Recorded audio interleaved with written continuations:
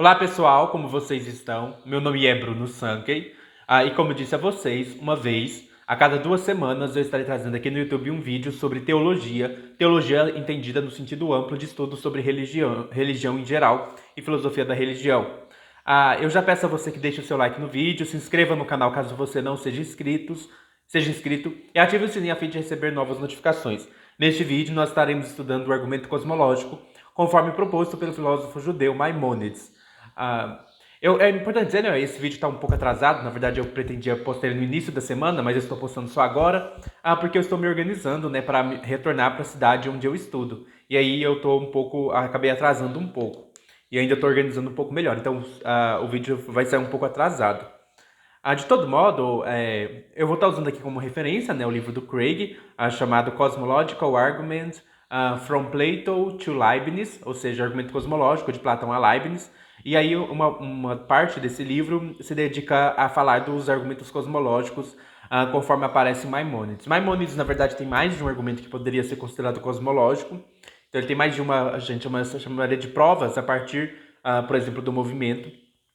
Mas eu vou estar usando uma dessas provas apenas para o vídeo não ficar longo, que é a primeira prova a partir do movimento. É importante dizer, né, Maimônides ele viveu de 1135 a 1204. Ele é considerado por muitos o mais importante filósofo judeu da Idade Média. E pelo menos ele é o mais importante, né?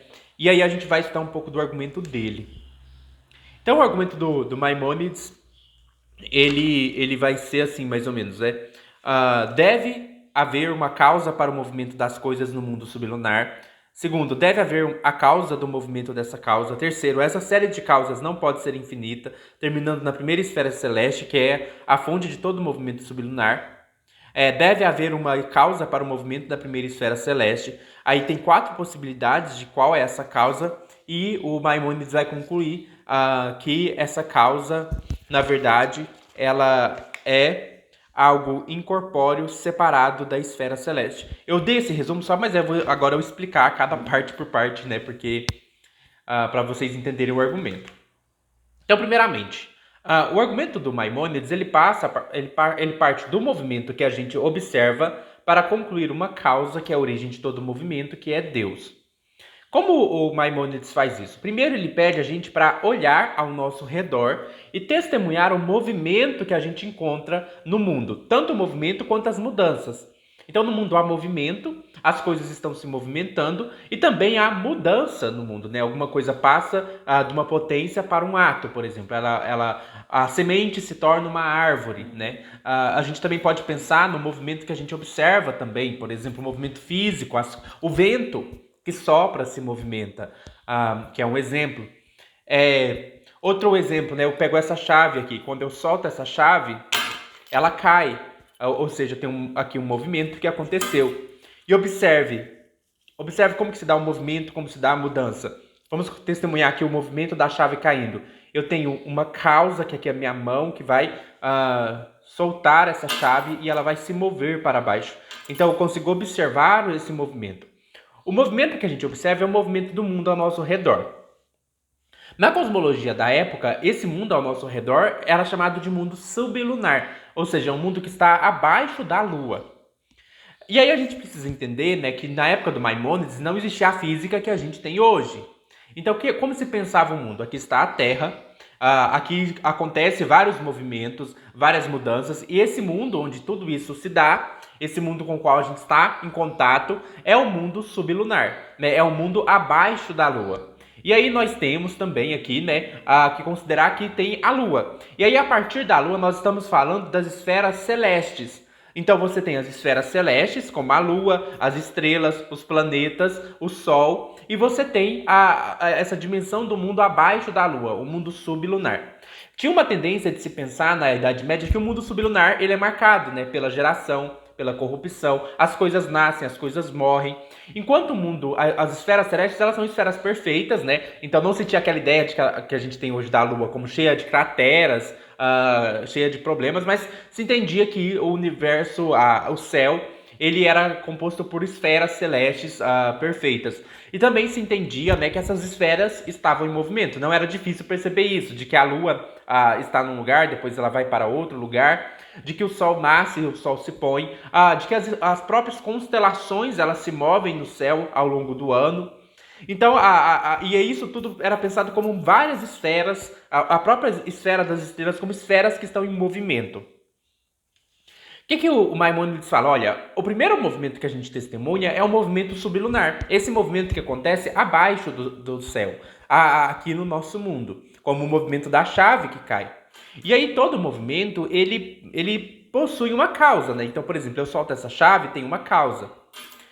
Então deve haver uma causa para todo movimento. Deve haver uma causa para o movimento de coisas no mundo sublunar. Segundo, deve haver a causa do movimento dessa causa. Então vamos pensar aqui. Eu tenho aqui minha mão. Minha mão soltou a chave. Ora, eu tenho aqui, minha mão causou esse movimento da chave de cair. Mas eu preciso também de uma causa para o movimento da mão. Então a mão se movimentou. Alguma coisa está também causando esse movimento dessa causa. O que está causando o movimento da mão? Vamos pensar aqui na ideia de uma alma, por exemplo. Eu tenho o meu corpo. O que causa o movimento do meu corpo é que ele é habitado por uma alma. E essa alma causa o movimento do meu corpo. Alguns filósofos, né, talvez quando chegassem na alma, eles também vão perguntar o que causa o movimento da alma. Muitos filósofos vão dizer, o que causa o movimento da alma é a própria alma. A alma se automove, não tem nada por trás da alma. A alma é o primeiro motor, assim, e não tem nada que move a alma. Isso, para o Maimônides, é um equívoco, na verdade. Porque a alma, ela se move também por fatores, motivações.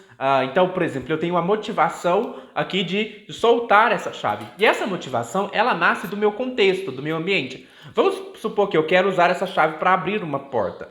Então, eu faço um movimento de rotação da chave. Esse movimento que a chave se move, ela é movida pela minha mão. E essa mão é movida pela minha alma. Mas essa alma é movida por motivações que remetem ao mundo externo. Eu preciso, por exemplo, sair para trabalhar, por exemplo. Aí, então, eu vou pegar a chave, vou abrir a porta. O que está fazendo com que minha alma coloque minha mão em movimento e coloque a chave em movimento é uma motivação que vem do mundo externo. Uma motivação do fato de que eu tenho que ir trabalhar, de que eu tenho que abrir uma porta que está diante de mim. Então, a própria alma, ela remonta ao movimento do mundo externo, aos movimentos que a gente observa no mundo externo. E a gente deveria perguntar também, por exemplo, o que move as coisas no mundo externo? Então, assim, a gente tem o vento se movendo, a gente tem várias coisas se movendo. O que coloca essas coisas em movimento? O que constitui o contexto de mundo onde eu vivo?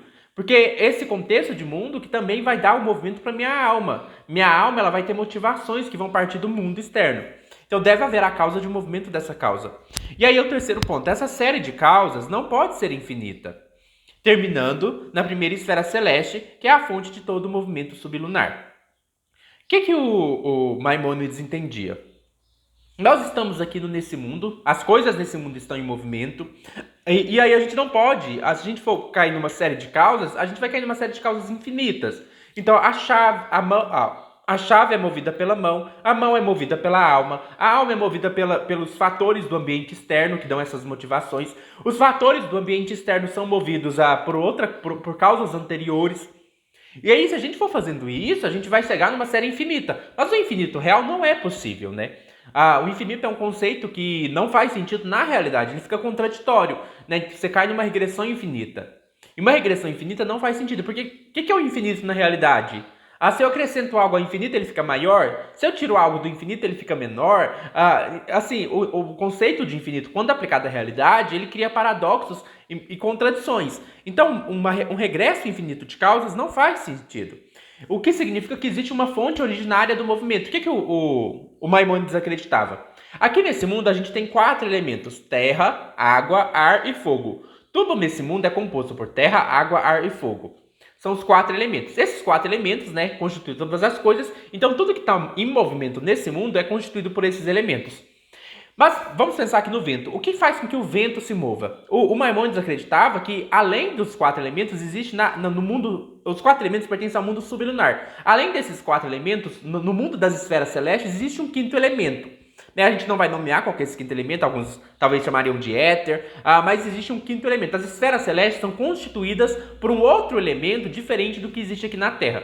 Então, o que coloca o vento em movimento? O vento é colocado em movimento pelo movimento das esferas celestes, que são de um outro elemento, que é um quinto elemento, que não é nem a água, nem o ar, nem o fogo, nem o vento. Então, o vento que a gente testemunha no mundo sublunar, ele é soprado, ele é colocado em movimento pelas esferas celestes, que são compostas de um outro elemento, que é um quinto elemento.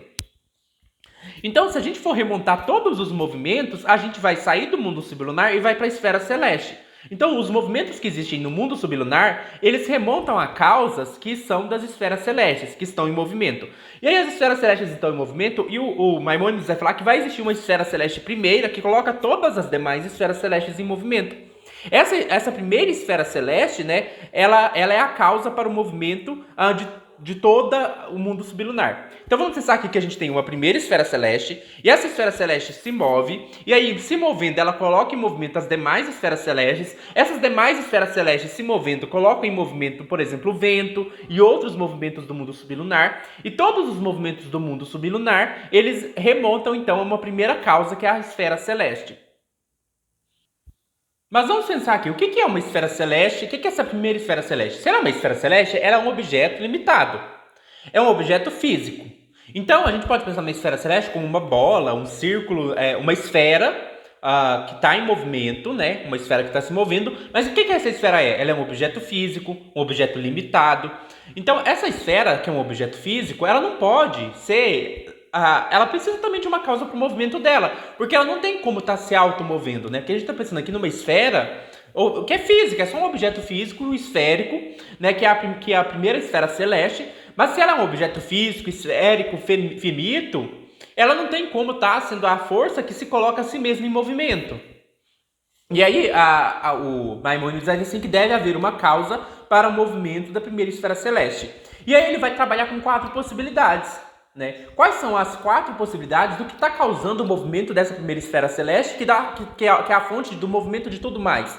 Primeiro, ele vai colocar a opção: essa causa pode ser um objeto corpóreo fora da esfera. Então a gente tem aqui a esfera celeste e pode ter então uma outra esfera, que é um objeto físico, corpóreo, que está colocando em movimento essa primeira esfera celeste. Seria uma opção. A segunda opção seria: essa causa é um objeto incorpóreo, separado da esfera. Então a gente tem aqui a esfera e a gente tem aqui algo incorpóreo, talvez uma mente incorpórea, algo incorpóreo que não faz parte da esfera, que está fora da esfera e que está colocando essa esfera em movimento.